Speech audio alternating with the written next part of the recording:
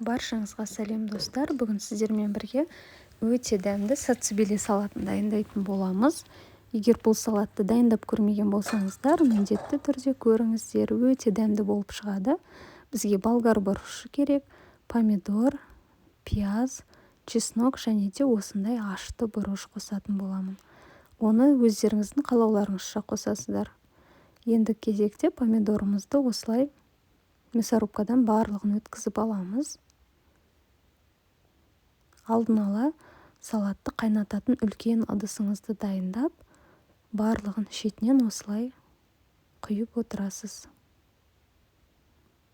Енді келесі кезекте бұрыштарымызды да дәл солай өткізіп алатын боламыз. Жасыл, қызыл, қайсысын пайдалансаңыздар да өздеріңіз білесіздер. Қызыл бұрышпен дәмдірек болады, сол себепті осындай қызыл бұрышты пайдаланып жатырмын. Ендігі кезекте чеснок пен ашты бұрыштарымызды өткізіп аламыз және де пиязымызды өткіземіз.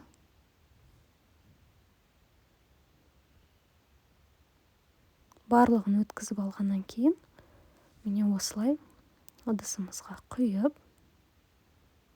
енді зелендарымызды турап бетіне саламыз.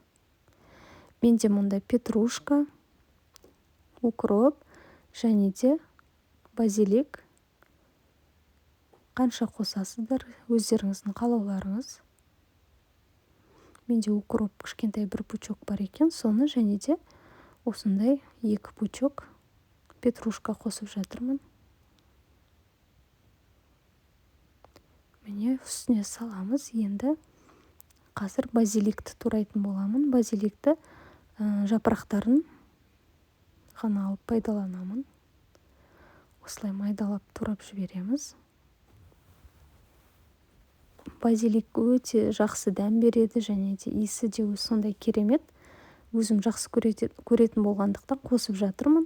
Егер оны атпасаңыздар, немесе таппасаңыздар, бұл міндетті түрде емес. Ешқандай зелен қоспай да жасасаңыздар болады.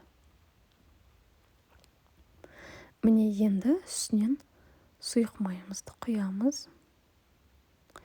400 мл сұйық май құйдым. Енді осындай үлкен ас қасықпен толтырып 4 ас қасық тұз салып жатырмын.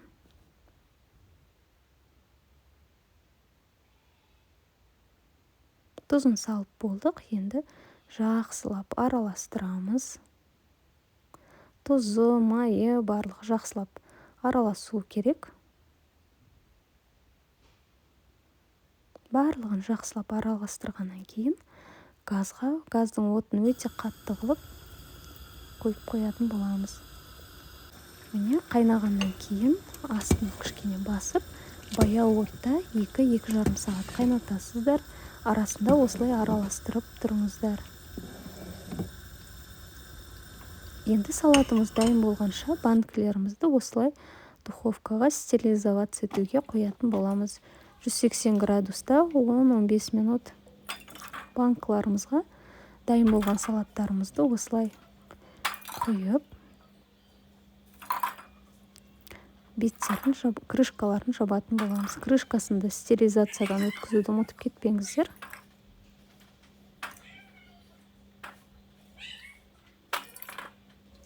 Өте дәмді салат. Міндетті түрде жасап көріңіздер.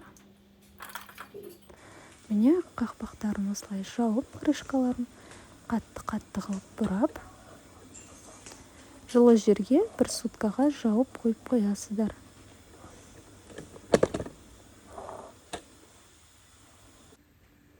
Міне осындай керемет салат дайын болды. Менімен бірге болғандарыңызға рахмет. Сау болыңыздар.